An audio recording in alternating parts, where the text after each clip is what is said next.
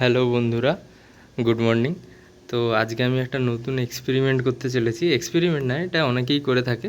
তো আমি আজকে কিছু পালং শাক লাগাবো। এই একটা জুতোর ট্রে ছিল, সেই জুতোর ট্রেটা খুলে নিয়ে চলে এসেছি।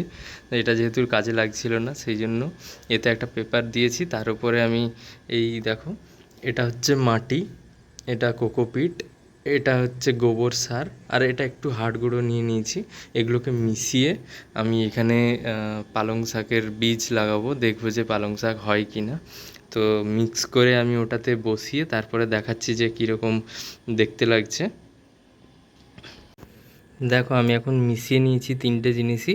আর এখানে যদি বলি যে মাটি কতটা ছিল, তো 30% মাটি আছে, 30% কোকোপিট, আর 40% আছে তোমার গোবর সার। তো আমি গোবর সারটা দিয়েছি এই কারণে যে পালং শাকের বীজ ফেললে পরে আমি আর কোনো সার মেশাতে পারবো না মাটিতে। তাই শুরু থেকেই আমি গোবর সারটা দিয়ে দিয়েছি, যাতে গাছের গ্রোথ ভালো হয়। এবার সেটা তো পরেই বোঝা যাবে যে গাছের গ্রোথটা কেমন হচ্ছে। আর এইগুলো যে দেখতে পাচ্ছ, এইগুলো হচ্ছে পাতা শুকনো, কলার খোসা, এইসব শুকনো করে রাখা ছিল, সেগুলো আমি মাটির সঙ্গে মিশিয়ে রেখেছিলাম। এই যে এখানে দেখলে বুঝতে পারবে, মাটির সঙ্গে এগুলো মেশানো আছে। তো আমি এবারে ওই বেডটা তৈরি করে ভিডিওটা দেখাচ্ছি। আর এখানে আমি পালংয়ের বীজগুলোকে জলে ভিজিয়ে রেখেছিলাম 2 দিন। তো না ভেজালেও হবে, কিন্তু ভিজিয়ে রাখলে ভালো হয়। তো আমি বেডটা তৈরি করি, তারপরে আবার দেখাচ্ছি কেমন লাগছে দেখতে। আচ্ছা, আমার এখানে বীজগুলো ছড়ানো হয়ে গেছে। তো পুরো জায়গাতেই, সব জায়গাতেই ছড়িয়ে দিয়েছি, যাতে বীজগুলো সব জায়গা থেকে বেরোতে পারে। এক জায়গায় বেশি বীজ হয়ে গেলে হয়তো বেরোতে সমস্যা হবে বা গাছের গ্রোথও ভালো হবে না। তো এরপরে আমি একটা পাতলা লেয়ার দিয়ে দেবো, এরকম একটা। ওপরের লেয়ারটাতে কোকোপিট বেশি থাকলে ভালো হয়। তো আমার এখানে মাটির মধ্যে কোকোপিটও আছে, আমি যা আছে ওই মাটি আর কোকোপিট মেশানো, ওইটাই ওপরে হালকা একটা জাস্ট একটা থিন লেয়ার আমি করে দেবো। করে আমাদের এইখানে এই বাড়ির সামনে, এই বাড়ির ভেতরটাতে, এই জায়গাটাতে সকালে রোদ পায়, তারপরে সারাদিন রোদ আর ডাইরেক্ট রোদটা আসে না।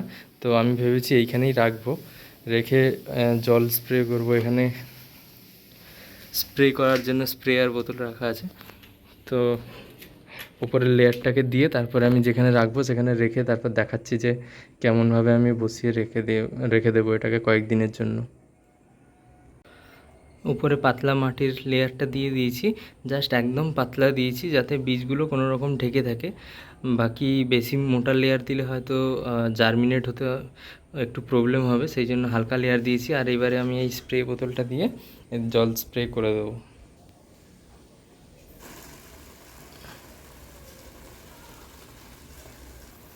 যেহেতু প্রথমবার জল দিচ্ছি, তাই চেষ্টা করছি যে মাটিটাকে একটু ভালোভাবে ভিজিয়ে দেওয়া জল দিয়ে বেশি পরিমাণ। আর এরপরে আমি প্রত্যেক দুবেলাতে একটু একটু করে জল স্প্রে করে দেবো। তো আমার এখন জল স্প্রে করা কমপ্লিট, মোটামুটি মাটিটা দেখছি যে ভিজেই গেছে। তো এবারে 2-3 দিন পর আবার দেখাবো যে এর থেকে চারা বেরোলো কি না। তো নিজে কোনো জিনিস লাগানোর আনন্দই আলাদা। তো বেরোলে খুব খুশি হব, আর না বেরোলে যদি এর থেকে কিছু ভুল হয়ে থাকে সেই ভুলগুলো শুধরে আবার চেষ্টা করব। আর পাশে এখানে ছোট্ট দেখিয়ে রাখি, আমি টমেটো আর লঙ্কা চারা লাগিয়েছিলাম, সেগুলো দেখো কি সুন্দর বেরিয়েছে। তো তোমাদেরকে প্রসেসটা দেখালাম, পালং চারা কীভাবে, বীজগুলো কীভাবে লাগাতে হয়। এবার আমিও জানি না যে এইটাতে কতটা আমি সাফল্য পাবো। তো যাই হোক না কেন, সেটা আপনাদেরকে আপডেট দিয়ে দেবো। তো ভালো থাকবেন।